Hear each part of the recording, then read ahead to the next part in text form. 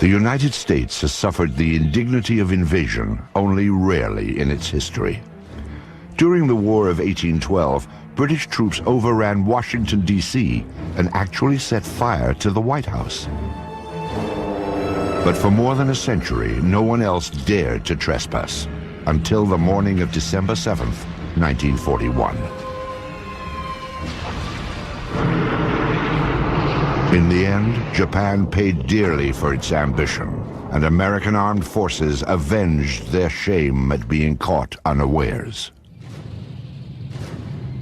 With the end of World War II, the Soviet Union emerged as America's most threatening adversary.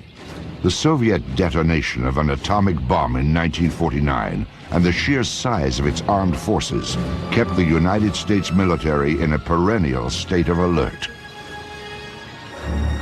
In July of 1952, during the administration of Harry Truman, Washington, D.C. appeared to be the target of airborne intruders. But the prowlers weren't Soviet fighter planes. They seemed to be UFOs. Perhaps the most important sighting of all time was the so-called Washington merry-go-round. On 2 weekends in 1952, July 19 and 20, and July 26 and 27, UFOs were tracked by radar and seen by numerous individuals over Washington, D.C. and its environs. People at Andrews Air Force Base and at Washington National Airport went outside and could actually see objects in the sky that matched positions of blips on the radar scopes. And the net result of it was, for a couple days there, UFOs seemed to have had their way over the skies of Washington. On the third day of the sightings, as operators tracked the mysterious signals, curiosity suddenly turned to panic. The objects were heading toward the prohibited airspace over the Capitol and the White House itself. The Pentagon ordered jets from an airbase in Delaware to intercept the intruders. Al Chop was the Air Force's civilian spokesman on UFO issues. He was called to the radar room at Washington National as the dramatic incident unfolded. We were observing about 4 or 5 known flights and about 12 to 14 UFOs. And we saw the flight coming in from Delaware. We could see them on the radar scope, and the moment they came on the scope, all the UFOs disappeared. The fighter planes patrolled the empty skies for some 20 minutes, but there was nothing to intercept. However, when the jets returned to base, the UFOs promptly reappeared on radar. And then when they came back, after the intercept was left, the fact that they immediately came back on the scope, I was very apprehensive. Again, jets were sent aloft. One pilot reported seeing the UFOs, which he described as blue and white lights. Then he reported that they were closing in. We could also see them on the radar scope, and we could see his return and the unknowns grouping around him.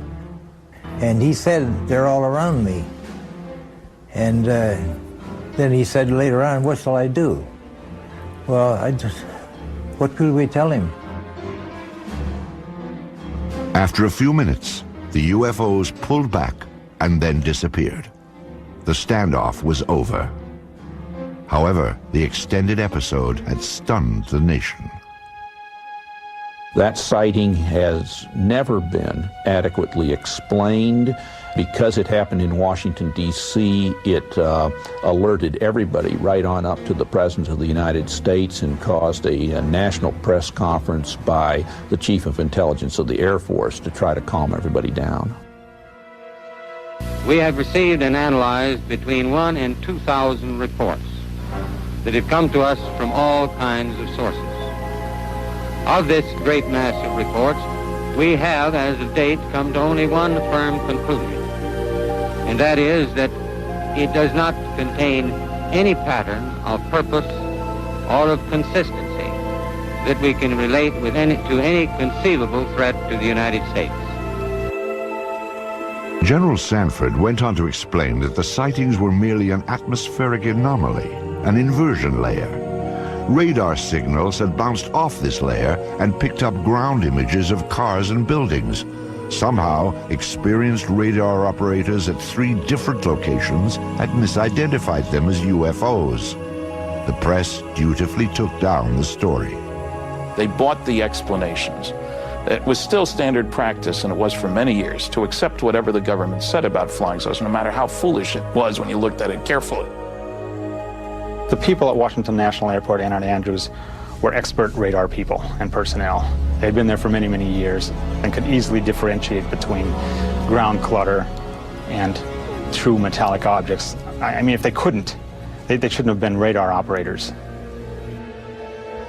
The senior radar air traffic controller at Washington National Airport, Harry Barnes, wrote his own account of the so-called Washington merry-go-round. He describes the objects as making right-angle turns, as hovering, as reversing their course and moving back upon their path. One radar tracked the objects as moving at approximately 7,000 miles per hour. He had never seen objects maneuver like this in his years of being over a radar scope. He didn't know what they were. There were a few others who did not believe the objects were simply a product of unusual weather conditions. At that time, I was convinced that these things were interplanetary machines of some kind, mainly because of what happened that night in the radar room at Washington National Airport. I'm convinced that those objects were real. We don't know what they are, and we don't know where they come from, but they are there. Of course, it's entirely possible that the military didn't really believe its own explanation of the UFOs. No fighters could catch up with these things, and they outmaneuvered the best that the military had to throw at them. Obviously, the people who were in charge of Air Force projects and Air Force intelligence at this time were not idiots. They were very, very smart people, as they are today. And I think they probably thought, once they appeared on Washington, oh my God, this is the holiest of holies. Now they're hovering around the White House and the Capitol. What can we do? Well, the answer turned out to be that they could do absolutely nothing. But it probably had to provoke a whole lot of consternation in the official quarters. I can't believe that they wouldn't have been interested in, at some level, trying to find out what is going on. It's a national defense concern. There was a technical report that said it's the most classified subject in the United States, even more so than the H-bomb. That's going pretty far. That's taking it very seriously. In the decades after the Washington National incident, aerial sightings were reported more frequently and all across the country. Some episodes were even recorded on tape. Dark 05, 327.1, 327.1. On March 25, 1995, 3 crew members on America West Flight 564 saw something unusual in the sky over Bovina, Texas. Texas 564, go ahead. Yeah, off to our 3 o'clock. Get some strokes out there. Can you tell us what it is? Right now, I don't know what it is right now. It was 10:25 p.m. and the plane was cruising at 39,000 feet. The crew kept their eyes on a large object with flashing lights, visible below them. When they turned west, the object turned too. Here is the actual conversation between the flight's first officer and air traffic control. 564, could you say that object at all on your radar? Cactus 564, no I don't. And talking to the 3 or 4 guys around here, no one knows what that is. We've never heard about that. But nobody's painting it at all? Okay, Cactus 564, say again? There's nothing on the radars on the other centers at all on that particular area, that object that's up in the air? It's up in the air? Affirmative. No, no one knows anything about it. Eventually, the object moved in front of an active thundercloud. When lightning flashed, the crew got a better look. What's the altitude about? I don't know, probably right around 30,000 or so, and it's with a strobe, it starts going counterclockwise, and the length is unbelievable. The airline crew was seeing something that ground radar was not picking up. Air traffic controllers alerted Cannon Air Force Base in eastern New Mexico to check if military aircraft, or perhaps weather balloons, were known to be in the area. Cannon 21. Cannon, go ahead. Hey, do you guys know if there was anything like a tethered balloon or anything released that should be above tie band? No, we haven't heard nothing about it. Okay. Guy at 39,000 says he sees something at 30,000 that the length is unbelievable and it has a strobe on it. Uh-huh. This is not good. Okay. What does that mean? I don't know. It's a UFO or something. It's that Roswell crap again. The desert just outside Roswell, New Mexico, was the site of a mysterious aircraft crash in July of 1947. Some 50 years later, the name Roswell had become synonymous with UFOs. And like Roswell, the experience of Flight 564's crew is still unexplained. Though crew members stick to their story, they prefer to remain anonymous. There's a lot of confusion, a lot of hesitancy about even reporting something like this, even in FAA, even in military. They're going to think we're crazy. I don't want to be grounded. I'm risking something here, and a lot of airline pilots feel that way too. Why should I report this? I don't want to be under a medical microscope here. I'm not losing my mind. Airlines don't like to employ people who see strange things. If you have a reputation in your company or your Air Force squadron as being the guy who saw the UFO from your F-18, I'm not sure I want to fly wing with him, you see. It's a subtle thing. Again, it goes back to denial. It's easier just to deny it and to say, all right, he's an oddball. Or she just saw something that just couldn't be seen, so she's probably not as reliable as she should be. The fear of ridicule or retribution has kept many UFO eyewitnesses silent. Still, some do step forward, at times with extraordinary revelations.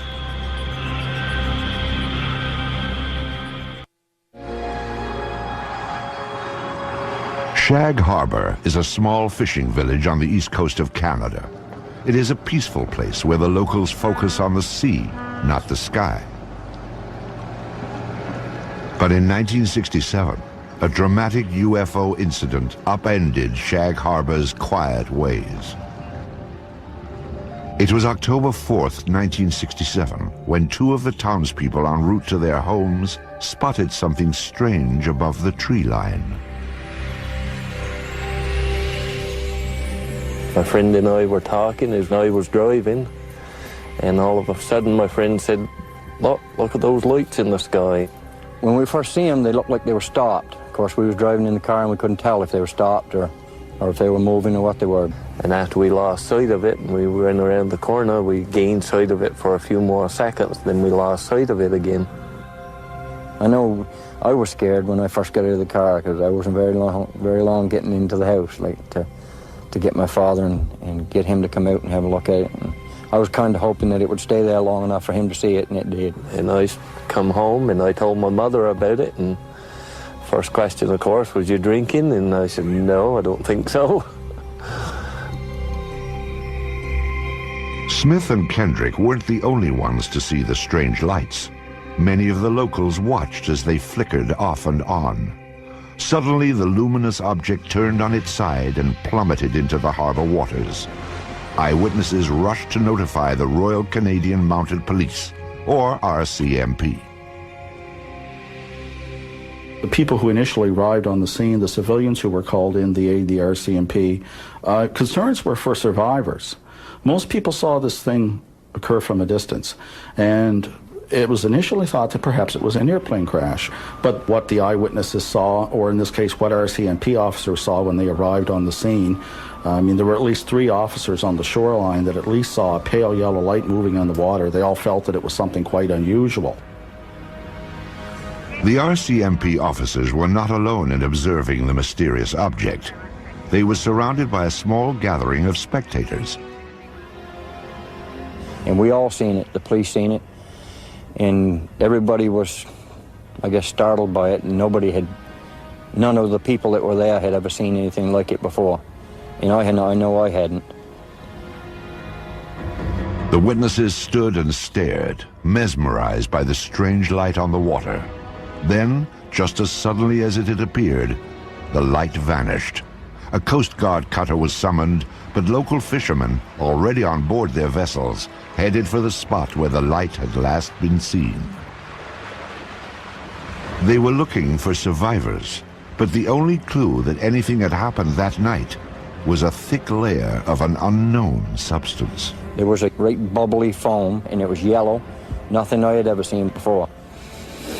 You couldn't smell no odor or anything, and we went about probably 3 lengths of the boat, and we ran out of it. And we turned the boat around and came back into it, and we ran out of it again. The foam, like the lights, eventually disappeared. When it was obvious there was no further sign of distress, the search ended for the evening. By the following morning, the RCMP had already made contact with nearby military bases. They were hoping to find a reasonable explanation for what they'd seen. There was none. This left the small town of Shag Harbor to become big news. It's a headline story throughout the North American press and beyond. And in that, it was said quite clearly, there were statements made by personnel at Canadian Forces headquarters in Ottawa saying that, yes, indeed, we are searching for the crash of what we believe to be an unidentified flying object. This is one of those rare cases where something indeed real has gone into the water, and it's not an aircraft, and it's not space junk. This was an official statement. Canadian Armed Forces clearly stated that the object was officially a UFO. But the question of where it went after hitting the water was still a mystery. Canada's Department of National Defense was determined to find out. Military authorities ordered an underwater search. Within hours of the sighting, a Navy diving team was bobbing off the shores of the tiny fishing village, scanning the harbor bottom for debris. Meanwhile, Shag Harbor residents were stunned by what was happening in their small town. Those who had been the first to witness the lights were quickly gaining notoriety. Everybody teased me a lot about seeing Martians and all this stuff, but I believe I see something. I did see something, there's no question about that, and what it was that I don't know, but it was something. It was definitely something. The people of Shag Harbor had no expectations. Roswell, although it occurred in '47, did not become, a story and a case until almost into the '80s, at least until '78. And they weren't influenced by that. Shag Harbor stood alone. Nothing was found during the Navy's 3-day vigil. On the 8th of October, the search was canceled. Media interest began to wane, and life in Shag Harbor settled back to normal. But researchers now claim there is more to this incident than originally revealed. 26 years later, the case was re-examined and unofficial information began to emerge. The men from the original Navy diving team were the first to talk, and what a story they had to tell. These men are claiming that there was a second operation, and their story has been corroborated by other Armed Forces personnel, that this UFO did not stay in the Shag Harbor area, but got away under the water and went up the coast and came to rest near Government Point. Now, at Government Point, you have a secret base. In those days, it was an American base on Canadian soil. To have an unidentified craft of any type sitting very near this facility and on some of their detection equipment would be a matter of extreme concern. The Shelbourne military base at Government Point is now closed. But at the time of the sightings, it was a first line of defense against Soviet threats. Here, American forces monitored for submarine activity using a sensitive underwater grid. According to the unofficial story, an object triggered the detection device, and a flotilla of Navy vessels responded. From our best information, 6 to 7 ships camped over the object for about a week, keeping an eye on it. Divers went down on it, One diver in particular makes no bones about it that this thing was an unidentified flying object, and there were things on it. And as the men put it, there was still activity in these crafts. And they're absolutely certain that it was nothing from this Earth, that it was a UFO. So this does go beyond the official record by quite a stretch. According to researchers, other eyewitnesses have come forward, making this story difficult to dismiss. So what evidence do we have of this happening? We have 3 to 4 people that tell us the story that this did happen. We've got the integrity of the witnesses, but that's, witnesses are, we don't have the smoking gun, that's for sure, but I think we probably have the gun, but we just don't have the bullets. The unofficial story may never have confirmation, but it most certainly is complete. There is a beginning, a middle, and according to investigators, a surprising end. One of the things I enjoy most about the story is its end, because I suppose you could say, ufologically speaking, it has a happy ending, unlike most of these stories. After these ships sat over this object for a week, the UFOs start moving again while still submerged under the water and move down the coast of Nova Scotia and out into the Gulf of Maine. Once in the Gulf of Maine, they surface and fly away. This was a genuine UFO event. And what does that mean? Yes, it was an unidentified flying object, but beyond that, it means that it's nothing conventional. There are certainly aspects of this that you cannot explain or explain away. There is another episode involving a top-secret base, but this time, a high-ranking officer did come forward and sound the alarm when UFOs penetrated secure military airspace. Weather balloons? Swamp gas? A flock of birds? The planet Venus? These are some of the UFO explanations proposed by the military over the years. Ironically, some of the most unusual UFO episodes have been reported by military personnel, perhaps because they are trained to carefully observe their surroundings. Or maybe there is something on military bases that is of interest to UFOs. Of all these troubling accounts, few compare with the experience of 2 of the world's most technologically advanced countries, the United States and Great Britain. This was Bentwaters Air Force Base, located 140 miles north of London. The Rendlesham Forest stands just outside the base. Bentwaters is now abandoned, but before the Soviet Union broke apart, it was a hub of top-secret activity. This was a joint base, shared by both the United States Air Force and England's Royal Air Force. It was also a place that played host to some of the strangest sightings ever reported. I think the Bentwaters case is sort of a mainline, hardcore UFO case because it involves intelligent, educated people who are used to dealing with high technology. They're guarding it and securing it on their own base. They know aviation, they know weaponry. With security police who are trained to be good observers, they have to write all kinds of reports and defend what they say. And these people were puzzled, totally baffled by what they observed. During the Cold War, Bentwaters was the largest tactical fighter wing of the free world. Perhaps its most noteworthy period came in December of 1980, when both the military and the local townspeople watched a dramatic UFO episode unfold. Some say it even rivals the Roswell incident of 1947. It was a cool, clear winter night when suddenly unfamiliar bright lights were spotted in the sky. They sort of went up and down and moved sideways. They went this way and that and moved about.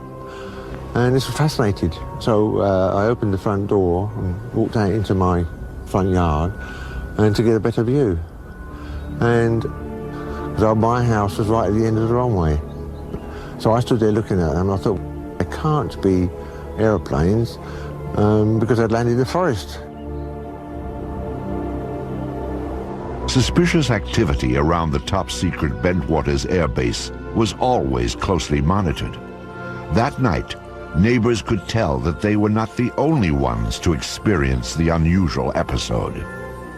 I stood there for a few minutes to see what anything else would happen, and I could hear the commotion on the base. The wind was in that direction. I could hear people shouting, calling, and vehicles start up, and I wondered what the commotion was. 3 military patrolmen had also reported unfamiliar lights shining from within the forest.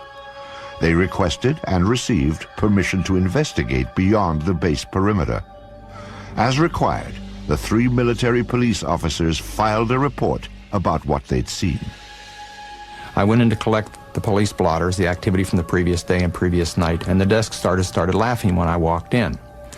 And I knew something interesting happened, and he told me by name the 3 individuals and said they were out in the woods chasing UFOs all night, and laughed, as though he didn't believe it. The sighting became a hot topic on the base. Though it was a source of amusement at first, the incident was taken somewhat more seriously as the hours ticked by. There was concern in the powers to be, so to speak, on the base, not so much from the incident that occurred, but the ramifications and the distraction, I guess is the best way to put it. Because a lot of the security policemen were guarding some very, very important materials and had a very, very responsible job. In order to get the base back to normal, the military brass dispatched a team of their own police to investigate. They hoped to find a reasonable explanation for the strange lights. But what they found only heightened concerns. The next day, several of the police went out to the area and did find indentations on the ground, and they called the British PCs, the British police, who came out and wrote it off as hens nesting and rabbits burrowing. The interesting thing is there were 3 depressions which were equal distance apart, and they were all the same diameter, and the ground had been depressed the same depth. Quite interesting. But the story did not end there. 2 nights later, the object returned. An American military team responded, setting out towards the forest. This time, investigators brought a Geiger counter to check for radiation, plus cameras and a tape recorder. Here is the actual recording of Colonel Halt as he encountered the mysterious object near Bentwaters Air Base. Oh, I saw a yellow tinge in it too. Weird. It appears to be maybe moving a little bit this way. Yes, it's better than it has been. Bill, it's coming this way. It is definitely coming this way. The pieces of it are shooting off. There is no doubt about it. This is weird.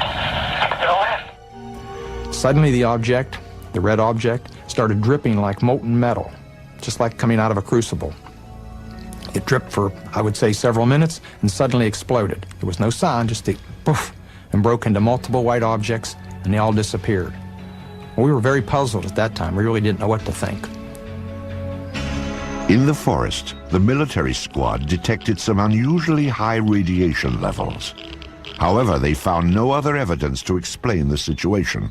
Then, the team observed a stunning display of lights in the northern sky.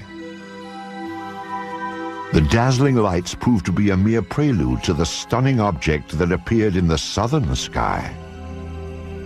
Suddenly, the object to the south approached at very high speed, stopped, I would say, a quarter, half mile above us, I can't really tell for sure, and sent down some type of a beam that fell right at our feet.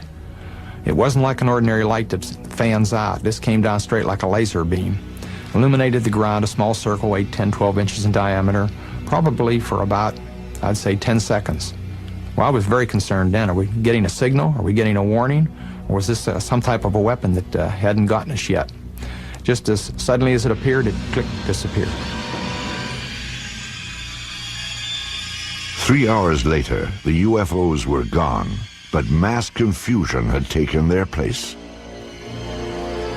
We were sure nobody would believe this, and I say we were all thinking, wow, how are we going to cover this up? You know, what are we going to tell people? We can't tell the British. We can't go back and tell our bosses. They'll think we've all been out here in the woods drinking or something, which wasn't true. but there was great concern. At the risk of ruining his reputation, Colonel Halt reported the incident to a superior officer the next day. He then turned in his audio cassette from the night before. After a staff meeting, the officer asked Colonel Halt to discuss the matter with the British liaison. The liaison was out of town, so Halt wrote a memo. I wrote a memo which has become somewhat public, I guess, and kind of cleaned it up a little bit and abbreviated what happened. Later in the night, a red, sun-like light was seen through the trees. It moved about and pulsed. At one point, it appeared to throw off glowing particles, and then broke into 5 separate white objects, and they disappeared. I expected a phone call or somebody to drop around to see me real soon. Nothing happened, and nothing happened. You know, days turned into weeks, and I kept asking, well, you know, is there any interest? And finally, it just became a non-issue. Bentwater's commanders were content to let the matter drop, or so it seemed. But subsequent events would suggest that both the British and the American military regarded the incident at Bentwaters with the utmost gravity.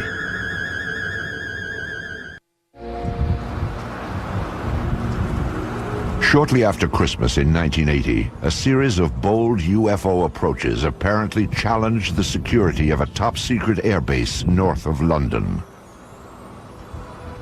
Lieutenant Colonel Charles Halt, Deputy Base Commander of the Joint American-British Outpost, was among the eyewitnesses. However, his reports to other Bentwaters officers elicited no response. Still, there is evidence that the incident was not ignored. Indeed, far from it. The local townspeople were among those who noticed a change around Bentwaters. I had customers come round to my garage who were military men. I asked what was going on, and they said, well, they weren't allowed to say. And I had 1 or 2 officer customers. I asked them, and they weren't allowed to say either. I don't know why.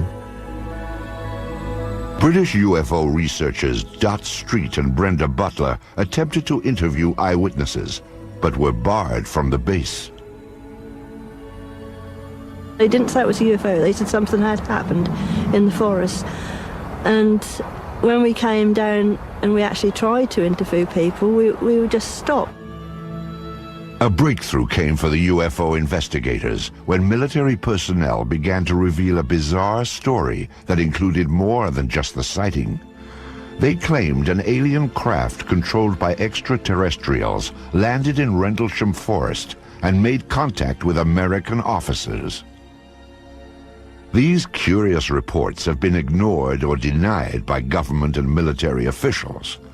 Despite this dismissive reaction, some say that the armed forces were keenly interested in the events at Bentwaters. People did investigate. They did it from an arm's length. I was never formally debriefed, and I can't, to this day, can't believe that. I do believe some people crept around the base, so to speak. I do believe there were multiple agencies with a great deal of interest that probed discreetly. I can't explain. I've had people indirectly approach me trying to pry information out and to find out what was going on. Military officials offered only conventional explanations for the extraordinary reports. Among them, that a satellite had fragmented as it re-entered the Earth's atmosphere. I can't rule out that a satellite didn't fall or a portion of a satellite didn't fall in that area, but how would one account for the object moving through the trees? And the objects in the sky, they did not fall down. They stayed in the sky and moved about in sharp angular patterns, and there were 3 of them. And indeed, it does seem that some space debris did come through at around about the time concerned. But it should be remembered, of course, that the Bentwaters incident occurred over a series of nights. Another explanation for the sighting was refraction of the beam sent out by a nearby lighthouse. Clearly, something extremely unusual happened. The skeptical explanation that it was the lighthouse light reflecting strangely through the woods doesn't make any sense, because why hadn't they encountered that problem before since? If it's this lighthouse, the atmospheric conditions would have been such that at some other point it would have happened, but it never did. So you have something going on there that is inexplicable in the mundane. You've got very credible people who are charged with guarding a facility who cannot explain it, and if these people are incompetent, we'd better get them out of there. But none of the military personnel said to be involved were removed from the base. And publicly, it seemed both American and British officials were not anxious to pursue the matter any further. The corporate view of the British Ministry of Defence about the Bentwaters case is simply that the case was looked at the time and was not judged to be of any defence significance. Well, I've not seen that borne out by any analysis. It certainly seems to be an example of bureaucracy gone mad if you have something like this happen and people blandly say it's of no defence significance. Years later, the official position concerning the Bentwaters incident was revisited. This time it was brought before Parliament by no less than a former British Chief of Defence, Lord Hill Norton. Either the Americans, and indeed the deputy base commander, were hallucinating, or they believed that something had landed there, and they had taken photographs and records of it. In either event, it must be of interest to the defense of the United Kingdom. Despite such pronouncements, the military kept quiet about the incident at Bentwaters. Oh, there's no doubt in my mind it was some type of a cover-up. And I think there were some misleading stories put out. Somebody didn't want the general public to be aware of what had happened. Some 2 decades later, all physical evidence supposedly gathered during the incident is missing. No photographs have been found, although 3 separate search teams took pictures. And the military has no comment about the Geiger counter's high radiation readings in Rendlesham Forest. Perhaps the incident at Bentwaters Air Base in December of 1980 will never be fully explained. However, those who were directly involved have reached their own conclusions. I think something totally out of the ordinary happened, something that we don't have an explanation for, and I'd certainly like to have one. Have we been visited? Perhaps. There certainly was some type of intelligent control over what we saw. I don't think there were little green men on board or whatever, and I really can't explain it. I'm firmly convinced there was some type of intelligent control.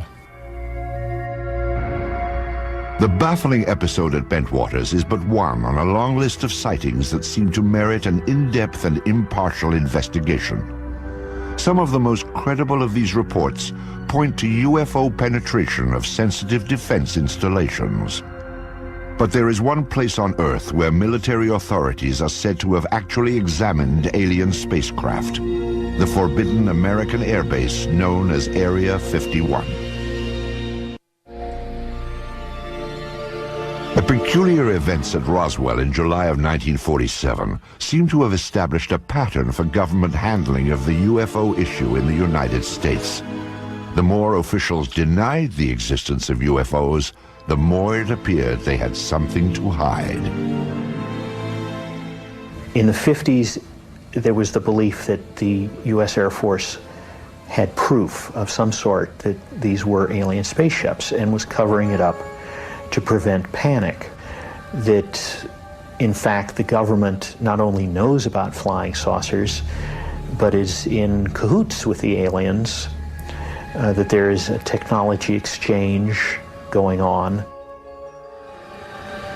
In the years immediately after Roswell, the Army Air Force designed and tested a number of saucer-like craft, but none appeared to be of alien origin, nor were they especially flight-worthy. However, in recent decades, suspicion that the government was test-flying captured alien spacecraft has begun to surface again. Attention focused on an ancient dry lake bed deep in the desert of Nevada, at the heart of the Nellis Air Force Range. It is a top-secret test site known as Area 51. There's a new body of folklore growing up around UFOs, and this is associated with Area 51, which is part of the Nevada test site. And the story is that flying saucer technology is being tested and flown in extraordinarily advanced aircraft that are being developed there. There doesn't seem to be any question that there are extraordinarily advanced aircraft being test flown there, and this has been going on for some years. Area 51 was the development site used for the F-117 stealth fighter. U.S.-operated MiGs have flown from that area. These are extraordinary vehicles, and if you had seen, say, an F-117 in flight before it had been publicized, you would not have known what to make of it. It would have been a UFO in a very real sense, an unidentified flying object. The stealth fighter is truly an incredible aircraft which few could even dream of in the 1970s. To observers near Area 51 at that time, it would have appeared surprisingly alien and worthy itself of a flying saucer report. What's really interesting is that as long ago as 1947, people were reporting the boomerang-shaped UFO, which now looks very much like what is being flown as part of the stealth technology. It is interesting that certain kinds of aircraft that undeniably exist look very much like what people reported as UFOs for many years. Some believe that the source of such technology is alien. If it is, then many trace the source back to Roswell in 1947 and the government's supposed cover-up of the spacecraft that crashed there. The sensational UFO stories associated with Area 51 have made this remote site a mecca for the curious. Visitors to this spot are monitored from the restricted airspace above and by ground vibration sensors that detect their unwelcome approach. The surrounding mountaintops hold still other devices that scan for any movement below. Once they are alerted, private security forces move in to discourage the curious from getting closer. For those who defy these measures, trying for a glimpse inside, there is one last chilling warning. Deadly force will be used if you come any closer. Persistent rumors about alien technology prompted the investigative arm of Congress to reopen the Roswell case in 1994. The General Accounting Office, or GAO, searched for all records related to the events of 1947 and then issued a report on their findings. The General Accounting Office report is brief, like most of their reports, and it simply describes what they did to try to discover what happened at Roswell, which was contact the usual suspects, the CIA, the FBI, the National Security Agency, and so forth, and ask if they had information on Roswell, and ask to see certain records there. But essentially, they couldn't find any documents on Roswell at all, period. In fact, the GAO revealed that every document relating to Roswell had been destroyed illegally. When you really look carefully at the phenomenon, there's no question that some UFOs are alien spacecraft, that some government officials have known this since 1947, and this is the biggest story of the millennium. Also, I think we need a new generation of journalists who will give this story the attention it deserves. If we spent 1/10 the effort that was spent on Monica Lewinsky on getting to the truth about flying saucers, we all know what was going on in 6 months. Who was responsible for destroying the Roswell papers? No one has yet been named. But now the years are passing, and those who hid the truth about UFOs may never be identified. Perhaps the more important question is, what were they trying to hide?